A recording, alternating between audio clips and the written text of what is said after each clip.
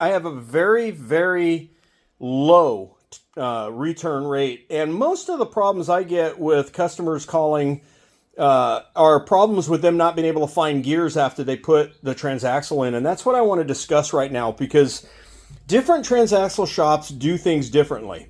In other words, with me, every refresh I do, you're going to get new synchronizers, unless you specifically request to leave your old ones in and they're in good shape.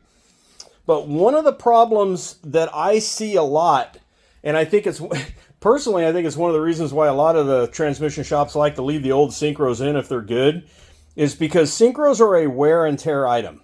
Okay, there's a couple of things that synchros have. They have this inner diameter, which is almost got threads in it. See that? Even though they're straight lines. They're basically oil grooves, right, to hold oil.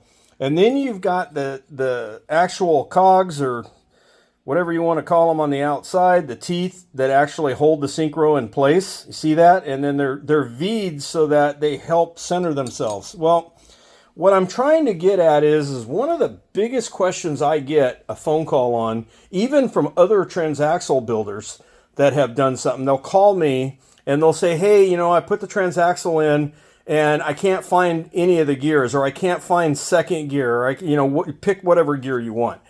And with me personally, I tell people, and I give out a sheet telling them, do not dry shift your transaxle during install, because all of your synchros, and I'm going to try to explain this the best I can, all of your synchros that I installed are brand new, and they are super tight, and they're going to be super firm, and they haven't been broke in yet. So when these synchros, they're supposed to spin on your idler gears. But if you push down hard enough on it, see how it locks the gear up? Now the gear spins with it. So if I stop right here, see how this tooth is in between these two teeth? Well, on your slider, you have another engaging groove, right? Or flange, or whatever you want to call it. And its job is to come between these two on the synchro and then lock itself in between the two that are on the gear. If it tries to come down right now, it's going to hit this. And unless it can move that synchro left or right, it's not going to go into the hole. So you're going to be sitting there banging on your shifter, and you're not going to get it into gear. Does that make sense? Okay. Well, now that this thing's locked up, the only way it's going to unlock itself is by the torque of the engine spinning. Or you can take a screwdriver and pry it up, which makes it loose again. The reason why, and this is the thing that people don't get all the time because they just don't think about it, the reason why the old synchros allow people to dry shift is because they're worn in.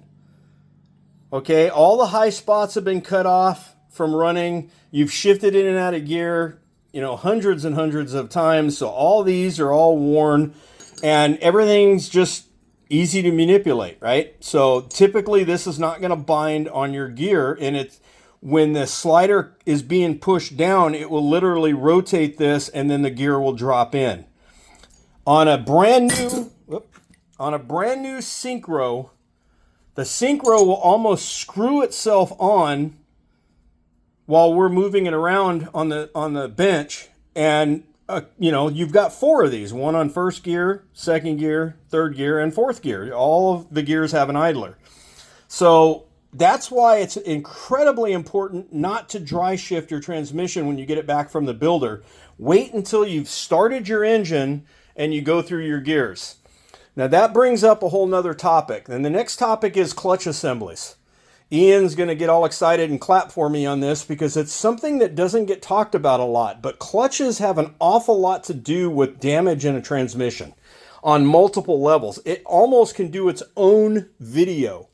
You have to make sure that your clutch is adjusted properly, and that your air is bled out of the system properly, and that you have the proper throw, and that, here's the key, that you are not overstroking your slave cylinder so that once it gets past the dead weight point and the disc has been released and is allowed to spin, you don't start to put pressure back on the pressure plate and start doing the opposite of what your clutch is set up for. So these are things that just need to be dealt with. It's kind of the common problems that I see, and there's even more to it than this, but at the 7-minute mark on the second video, I'm going to have to stop it where we're at. But this is Ron with Sandcar Services, and if you have any questions, call me. I stand behind my work, and I'm trying to do the best I can for you. So thank you for your time, and thank you for your support in your business. We'll see you out in the dunes.